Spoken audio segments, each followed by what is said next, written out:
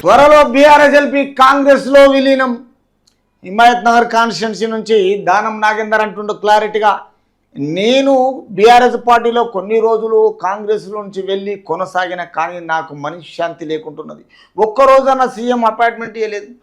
నాకంటే వయసులో చిన్నోడైన కేటీఆర్ ప్రగతి భవన్లకు వచ్చిన తర్వాత పార్టీ ఆఫీసులో అయినా గంటలు గంటలు పర్మిషన్లు ఇవ్వకుండా, రోజులు పర్మిషన్ ఇవ్వకుండా, బావ ఒక దిక్కు, బామ్మాడిది ఒక దిక్కు, తండ్రి ఒక దిక్కు, కాంగ్రెస్ వాళ్ళను ఒక ఏలన చేసేసి పార్టీకి మొత్తం అవినీతి పరిపాలన జరిపి వీళ్ళ కార్యక్రమాలు బయట పెట్టాలని ఈరోజు హిమాయత్ నగర్ కాన్స్టిట్యున్సీ దానం నాగేందర్ అంటున్నాడు.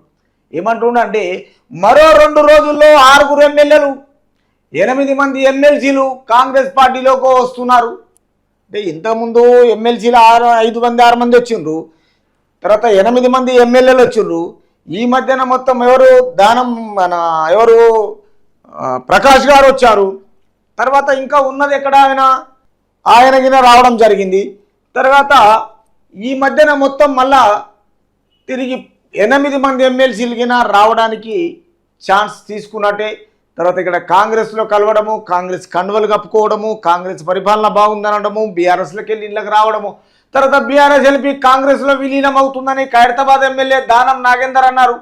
ఈ ఖైరతాబాద్ ఎమ్మెల్యే ఏంటంటే, అక్కడలో ఆయన తట్టుకోలేక బీఆర్ఎస్ పార్టీలో కేటీఆర్ నుంచి కాంగ్రెస్లో కలిసిన తర్వాత ఈ మధ్యన కాంగ్రెస్ ఏమంటారు ఖైరతాబాద్ ఎమ్మెల్యేగా ఉండిగిన సికింద్రాబాద్ ఎంపీగా ఈ మధ్యన ఓడిపోవడం జరిగింది కిషన్ రెడ్డి తోటి.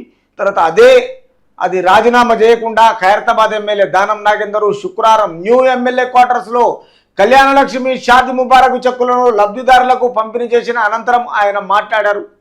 అంటే ప్రజలకు ఆ రోజులలో బీఆర్ఎస్లో ఉన్నప్పుడు షాదీ ముబారక్ చెక్కులు ఎలా పంచారో కాంగ్రెస్లో కంటిన్యూగా కావాలని ఆయన బీఆర్ఎస్ను విమర్శించుకుంటూ ఖచ్చితంగా ఇవన్నీ ప్రజలకు పంచడం జరిగింది. తర్వాత ఓవైపు బీఆర్ఎస్ ఖాళీ అవుతుంటే 6 నెలల్లో కాంగ్రెస్ ప్రభుత్వము పడిపోతుందని కేటీఆర్ చెప్పడము హాస్యాస్పదంగా ఉందన్నారు.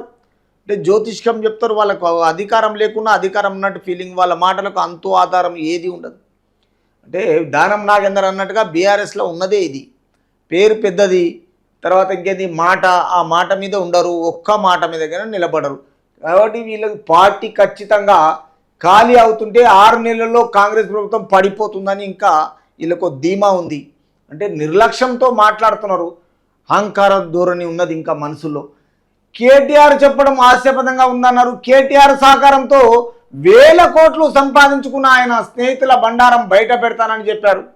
కరెక్టే, కేటీఆర్ ఎక్కడెక్కడ కబ్జాలు చేసిండు, ఆయన ఫ్రెండ్స్ అందరూ ఏ విధంగా సంపాదించుకున్నారో ఇవన్నీ బయట పెడతా అంటుండో మరి చూడాలి. మరి కాంగ్రెస్ ప్రభుత్వంలో దానం నాగేందర్ బీఆర్ఎస్ కేటీఆర్ ఆస్తులన్నీ బయట పెడతా అంటుండు, సంపాదించుకున్న అవినీతిని కింద బయట పెడతాంటుండు. అదే మాట మీద ఉండాలి మరి తెలంగాణ రాష్ట్ర ప్రజలకు.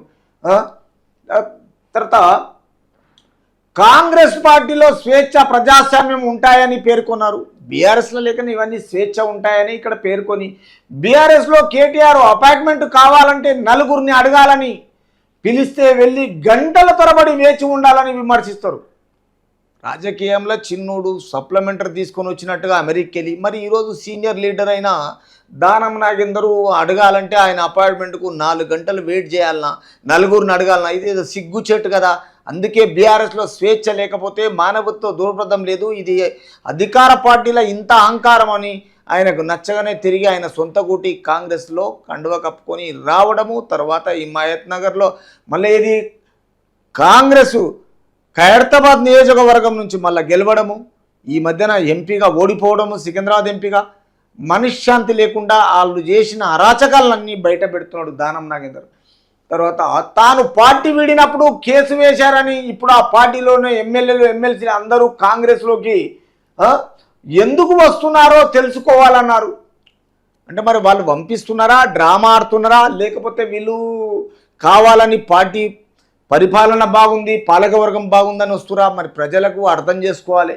తర్వాత తండ్రి కొడుకు అల్లుడు ఇక్కడ రాజకీయాల గురించి ఆలోచిస్తున్నారని, జైల్లో మగ్గుతున్న కవితను విడిపించాలనే ఆలోచన లేదని నాగేందర్ వ్యాఖ్యానించారు. ఆమె పోయి 110-111 రోజులు అయిపోయింది కవిత. తండ్రి ఒక్క స్వామి మీద ఏది చేయడం లేదు, తర్వాత ఒక్క షోగిన లేదు, తెలంగాణ ప్రజలకు వివరించి చెప్తలేడు. ముక్కు సక్కిగా ఏది మాట్లాడుకుంటుంటున్నాడు. ఇక ఇక్కడ చూస్తే కేటీఆర్ ఒక దిక్కు, హరీష్ రావు ఒక దిక్కు పోయి ములాఖత్ చేసుకొని వస్తున్నారు కవితకు. తర్వాత తండ్రి మాత్రం ఏం పట్టించుకోవడం లేదు. తండ్రి కొడుకు అల్లుడు ఇక్కడ రాజకీయాల గురించి ఆలోచిస్తున్నారు. ఎక్కడా గెలుపు లేదు. గెలుపు లేకున్నా కానీ మనోళ్ళకి ఏంటిదంటే జైల్లో మగుతున్న కవిత నడిపించాలన్న ఆలోచన లేకుండా ఇవన్నీ తిరిగి పిచ్చి పిచ్చి మాటలు, పిచ్చి చేష్టలు మాత్రం తెలంగాణ రాష్ట్రంలో చేస్తున్నారు.